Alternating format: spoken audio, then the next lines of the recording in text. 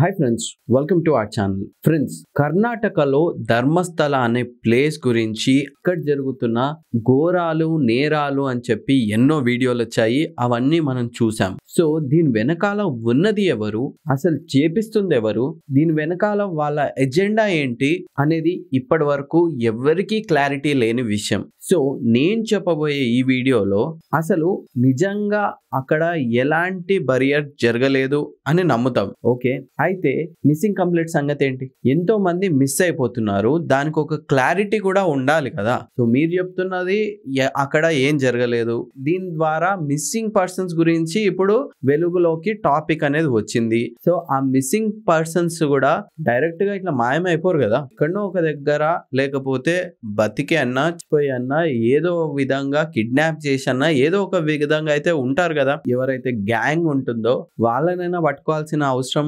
ఎంతైనా కూడా గవర్నమెంట్ కి ఉంటుంది. దాని మీద మనం అందరం మాట్లాడాలి. అంతేకాకుండా ఇప్పుడు ఎవరైతే భీమా అని చెప్పేసి మొత్తం మాస్క్ వేసుకొని వచ్చిండో ఆయన వెనకాల ఎవరుండి ఆయనకు ట్రైనింగ్ ఇచ్చిండ్రు. రోజు ఆయన వాళ్ళతోటి కలుస్తూ ఉంటారు.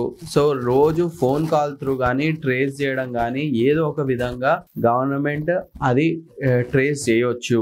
ఆయన ఎందుకు అట్లా చెప్పాల్సి వచ్చింది? ఆయన ఏమన్నాడంటే ఇప్పటి వరకు ఒక 20 డిగ్గింగ్లు చేసిన దాని తర్వాత ఇంకా 20 చేయండి, నేను ఇంటికి వెళ్ళేసి వస్తా అని చెప్పేసి చెప్పిండంట. సో గట్టిగా అడగంగా ఇట్లా నన్ను చెప్పమని చెప్పిండు అని ప్లేట్ ఫిరాయించిండు. సో అట్లా ప్లేట్ ఫిరాయించిన ఆయనని పబ్లికల్ గా ఓపెన్ చేసి చూపియాలని చాలా మంది డిమాండ్ చేస్తుండు.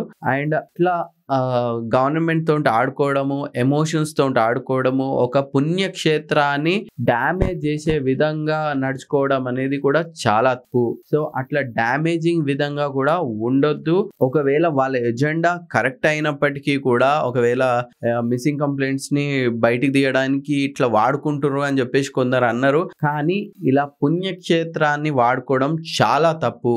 అక్కడ వచ్చే భక్తుల రద్దీని తగ్గించడం కోసం ఇలాంటి ఒక ఫేక్ ఎజెండా అని ప్రాపగెండా చేయడం ఇంకా తప్పు. ఆయన ఎవరిని కలిసిండు, ఇన్ని రోజుల తర్వాత ఆయన రావడానికి కారణం ఏంటి, దాని వెనకాల పొలిటికల్ అజెండా ఏమైనా ఉందా లేదా ఇంకేదైనా కారణాలు ఉన్నాయా, అవన్నీ తెలుసుకోవాల్సిన బాధ్యత కూడా గవర్నమెంట్ పై ఉంటుంది. సో ఆ గవర్నమెంట్ ఎన్నో కేసులను సాల్వ్ చేస్తారు. సో ఆయనతోటి ఎవరు కలిసిండ్రు, మొబైల్ కానివ్వండి లేకపోతే ఎవరు చెప్పించిండ్రు, వాళ్ళందరినీ కూడా పబ్లిక్ ముందు తీసుకొచ్చి చూపియాల్సిన బాధ్యత ఉంటుంది. అండ్ ఒక యూట్యూబర్ ఏఐ ద్వారా వేసిండ్రు వీడియో అని చెప్పేసి అన్నారు. సో ఆ ఏఐ వీడియో ఏదైతే చేసిండ్రో వాళ్ళ మీద కూడా కేసు వచ్చే ఛాన్సెస్ ఉంటుందంట.